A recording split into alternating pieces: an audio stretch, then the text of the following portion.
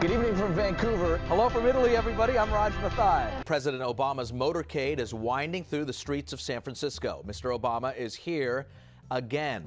Raj Mathai back with you. My name is Raj Mathai. I'm the evening news anchor at NBC Bay Area. So I moved here when I was 7, and I remember turning on the TV for the first time, and Monday Night Football was on, football game. And I was just mesmerized, just looking at the TV like, wow. And it wasn't necessarily the game, it was the announcers talking about the game. And I said, that's what I want to do. My parents said, do whatever you want, just make sure you have good grades. But go in whatever direction you want. You want to be a lawyer, you want to be a journalist, you want to be an engineer, you want to be whatever, a pro athlete, go do it. When I went to San Diego State University, and as I was a student there, I interned at the NBC affiliate in San Diego. And that just taught me how to kind of do everything behind the scenes, in front of the camera. It was a great internship, and that got me ready for my first job. The Raj you see on screen is the Raj that you see off the screen. He's just an all-around great guy. I follow him, and I didn't know where we were going, but it was the most shadiest hole-in-the-wall establishment I'd ever been to. But the people were nice, and I was like, why is he taking me here? But I think it was just so it was private, it wasn't crowded, it wasn't a scene, and we could just talk. And he really took the time to get to know me. There's like an earpiece that they put in their ear, and I never knew, what's happening. You just hear Raj talking, but you don't know what's being said in his ear. So at the Olympics, they gave me one so I could hear what was going on. It was crazy.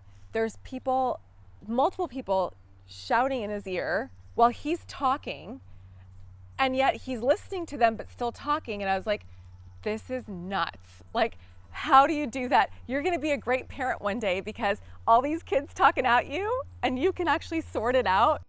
Like any dad, I'm just a dad. It doesn't matter if I'm a TV guy, an engineer, a garbage man, or a doctor. I'm just a dad to him. I play baseball with him, I play sports, so I think it's kind of worn off, the cool factor. My 4-year-old daughter, I don't think she really gets it. She just kind of looks up and says, oh, that's Daddy on TV, and that's it.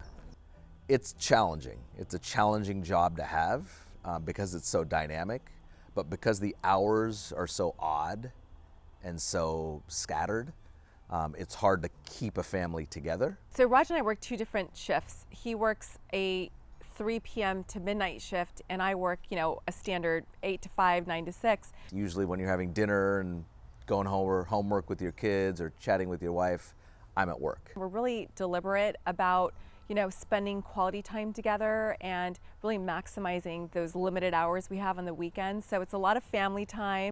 The stories for me that really resonate and really get to me are ones that usually involve kids because I have 2 kids of my own. Well, I think crime is the most difficult. It's really difficult to interview victims, families, after something tragic happens. Each day there are challenges for us. How to tell the story properly. Make sure we're vetting our sources correct. So that's more of a daily thing.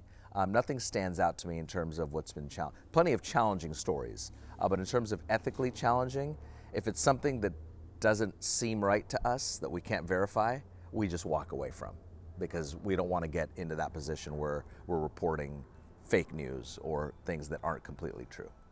We do make mistakes occasionally. I make mistakes occasionally, and right when I do, we'll immediately try to correct it. Three interviews always stand out to me. With General Colin Powell many years ago, a tech executive named John McAfee, who started McAfee Software Security, and baseball legend Barry Bonds. Colin Powell, I asked him directly about the US war in Iraq, and this was years after the war. But I asked him about it, and he still was very pissed off in a way at my questioning. But I knew I was getting to him. That wasn't my intention, but I knew I was getting some real stuff out of him. And to his credit, he answered very honestly, very directly, very candidly. So as I'm asking those questions, I'm thinking, wow, this is a guy that's changed the course of a lot of lives in our country. And to get this type of response from him, that interview was fabulous. A little uncomfortable, but fabulous. You say that the president never once had you in a room and really asked you, should we go forward? He with didn't it? ask any of us. It's not just me. Is this book then a way to maybe cleanse your reputation or cleanse your soul in many ways? Reputation doesn't need cleansing. We have special projects he'll work on individually or I will work on individually, but we basically collaborate and we look out for each other when we're in the newscast. If we see a mistake or something that should be rewritten, we tell each other and collaborate when we do a newscast because we want it to look the best it could possibly be. I've been in the newsroom for many, many times. And, you know, it's all about trust. And the trust that, you know, Raj and his co-anchors and his production staff and his directors, his bosses, that trust it has to be there, and that's why they've been together so long. It'll be just a collaboration. Raj, what are your ideas? Alicia, what are your ideas? We'll all just talk, and we'll find out what we want to cover, who we want to have on the program, and what questions we want to ask. It's a really cool process. Sometimes it's real easy. Everything flows, and by noon we'll know what we're going to do at 7 p.m.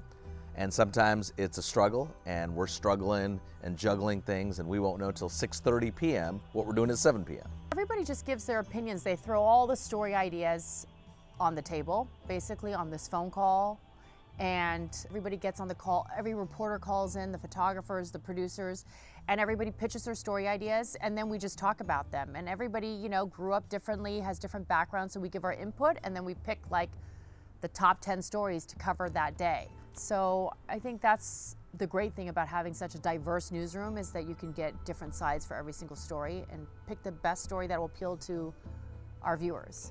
That comes with our executive producers, me, our reporters, and that's where you need kind of a diversity of opinion and thought, a diverse newsroom, because you don't want everyone thinking the same. And sometimes it's a battle. No, I want this, no, I want this, but that's what we want. We want people kind of not screaming at each other, but getting their point across of why we should air that story. Everything has changed. When I first started out 25 years ago, TV was still the primary source of information. Radio a bit, no internet. When I started, no Twitter, no Google, no Facebook, no WhatsApp, nothing. So everyone was TV. And then now in the last 10 years, last 5 years, even the last year, things have changed. Obviously, all of us, right? We look at Twitter, we look at various sources of information, social media. So TV isn't that primary source necessarily. It's still a huge source. So that's changed. We have to figure out, I mean, if we stay kind of on our butt, we're gonna get beat. So we just have to find how to get to people, correct? So now we do a lot of streaming stuff. We do a lot of stuff on digital. In fact, soon it'll be more digital based than regular TV based. I would always want to keep learning, whether I'm 30, 50, or 80. I want to keep learning and keep being challenged. I've always said the moment this job in TV is not challenging or interesting to me, I want to walk away. You know, every day is just different, so it's never boring. It's you don't know what the news is going to bring you for that day. I don't want to just be doing it just because that's all I know or it's a paycheck or whatever. So I'm always looking to stay challenged and stay engaged. And so far in 25 years in television, it's been that way every day. I love the job. Doesn't mean I'll keep loving it because I want to just love it each day.